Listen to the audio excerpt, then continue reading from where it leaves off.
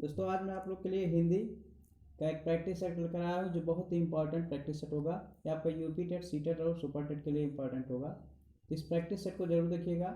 यदि UP TET का exam आप देने जा रहे हैं तो अवश्य देखिएगा प्रैक्टिस सेट को। तो चलिए आप लोग रेडी हो जाइए कॉपी और पेन लेकर के, और नोट्स बनाते रहिएगा साथ में, और इन प्रश्नों का अध्ययन करते रहिएगा क्योंकि परीक्षा आपकी बहुत ही नज़दीक है। तो चलिए स्टार्ट करते हैं। आज के सेशन का पहला क्वेश्चन हम लेते हैं जो बहुत ही अच्छा प्रश्न आपका होगा। भाषा की सबसे छोटी इकाई है। बहुत स्टार्टिश वर्णमाला से स्टार्ट किया जा रहा है।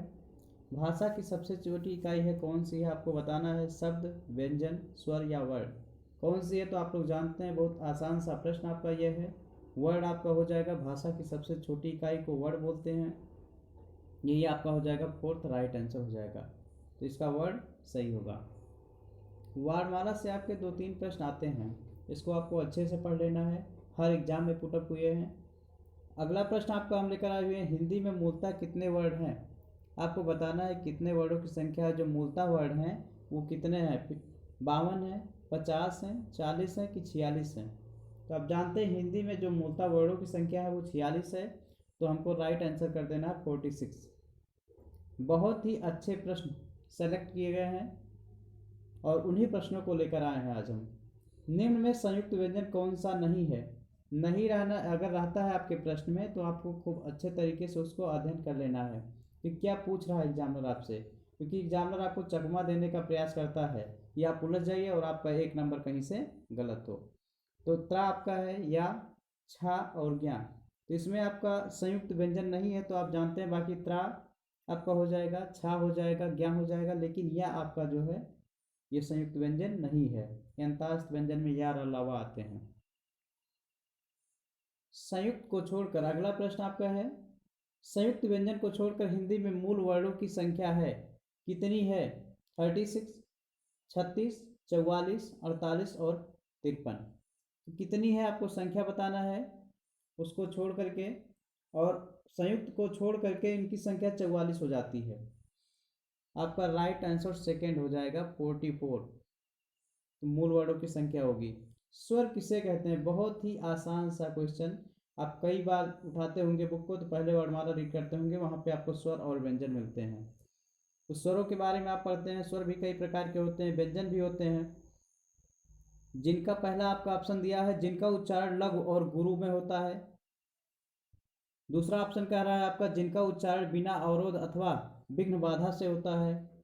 तीसरा ऑप्शन आपका कह रहा है बिना उच्चारण स्वरों की सहायता से होता है। चौथा कह रहा है जिनका उच्चारण नाक और मुंह से होता है।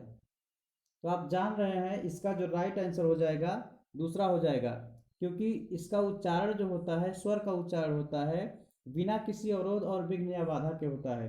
क्योंकि स्वर को बोलने के लिए किसी की आवश्यकता नहीं होती है, अपने आप में स्वतंत्र होते हैं, लेकिन व्यंजन को बोलने के लिए स्वर की आवश्यकता पड़ती है। जैसे का, खा, लास्ट में आ का प्रोनाउंसिएशन हो जाता है, तो उसमें छुपा होता है आपका स्वर व्यंजन।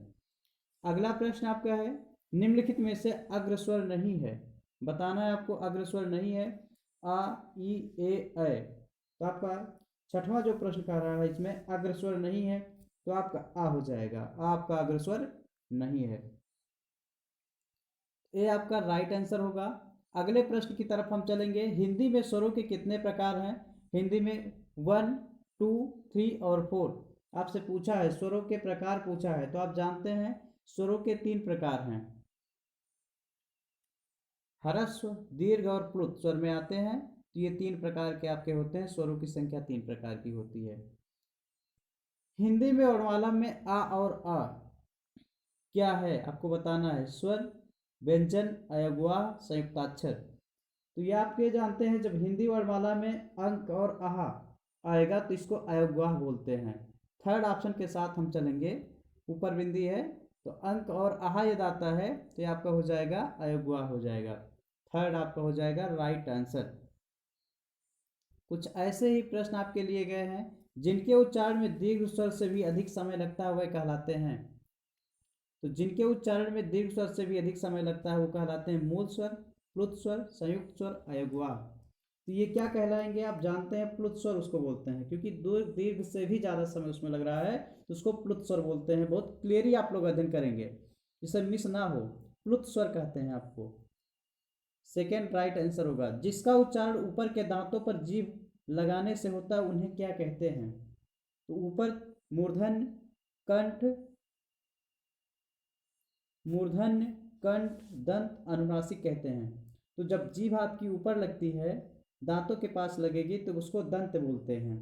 आपका हो जाएगा, इसका राइट आंसर 3 हो जाएगा, उसको दंत बोलते हैं। ता था दा धा ना। उच्चारण के समय जीभ की स्थिति के अनुसार स्वरों के कितने भेद किए गए हैं? 2, 3, 5 और 7 होंगे। तो आपका यह 11th का राइट आंसर हो जाएगा। उच्चारण के समय जीभ की स्थिति के अनुसार जो स्वरों की संख्या है उसकी 3 की गई है। सेकेंड राइट आंसर होगा।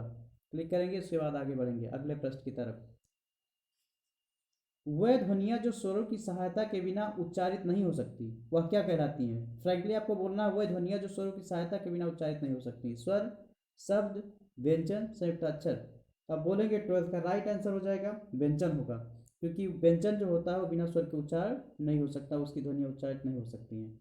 राइट आंसर 3rd होगा व्यंजन। अगले प्रश्न की तरफ चलेंगे हम। निम्नलिखित में से एक स्पर्श व्यंजन है, कौन सा है? स, छ, ल, ह। तो आपको बताना स्पर्श व्यंजन। स्पर्श व्यंजन आपका कौन सा है?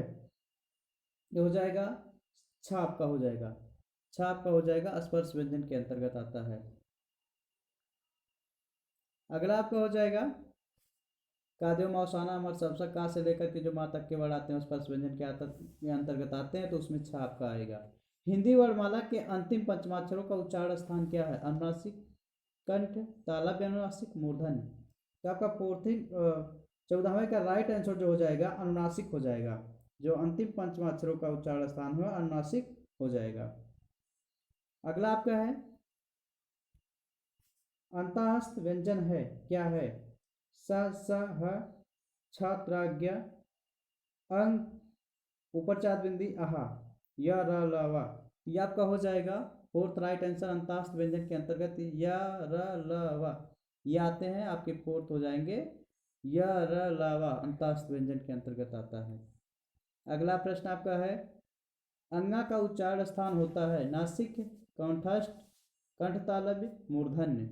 तो अंगा का उच्चारण स्थान नासिक होता है। नासिक से हम गणना नाम नासिकाचा होता है, जो लास्ट में आते हैं अंगा या ये सब जो आते हैं ये लास्ट में आपके हो जाते हैं, इनका उच्चारण स्थान नासिक।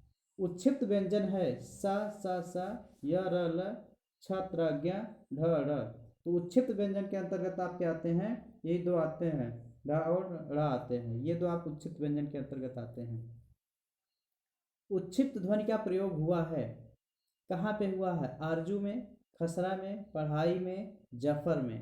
तो आपको बताना है पढ़ाई में उच्छिप्त व्यंजन का यूज हुआ है। पढ़ाई फिर आता है, उसमें 2 वर्ड आते हैं, तो वैसे ही आपको टिक कर लेना है कि मतलब पढ़ाई में आएगा उच्छिप्त व्यंजन। या वर्ड किन वर्डों के सहयोग से बना है? जा, या, पहले जा में हलंत, उसके बाद या, जा प्लस या पे हलंत रहेगा, जा और या दोनों पे हलंत। तो आपका सेकेंड हो जाएगा, जा और या के साथ हम जाएंगे, इसमें हलंत होगा और यहाँ वैसे ही रहेगा, तो आपका सेकंड राइट आंसर हो जाएगा। इसमें से आपको पूछता है 3-4 में से एक पूछ लेता है कभी कदार। छात्र और ज्ञ की गणना स्वतंत्र वर्णों में नहीं होती है क्योंकि ये क्या है? ये संयुक्त व्यंजन है, इनका प्रयोग केवल तत्सम शब्दों में ही होता है। ये व्यंजन अर्धस्वर में माने गए हैं, ये पूर्णतः स्वतंत्र होते हैं। तो ये बता देना आप लोगों को, ये संयुक्त व्यंजन होते हैं। छात्राज्ञा फर्स्ट इसका राइट आंसर हो जाएगा। ये चारों आपके संयुक्त व्यंजन है, ये पूछता है आप लोगों से। तो आप कुछ प्रश्न थे, वीडियो को लाइक कीजिएगा और चैनल सब्सक्राइब कर लीजिएगा और शेयर कीजिएगा जिनको भी एग्जाम देना है। तो हिंदी का छोटा मोटा टेस्ट पेपर था जो आपके पास पहुंचा है। धन्यवाद।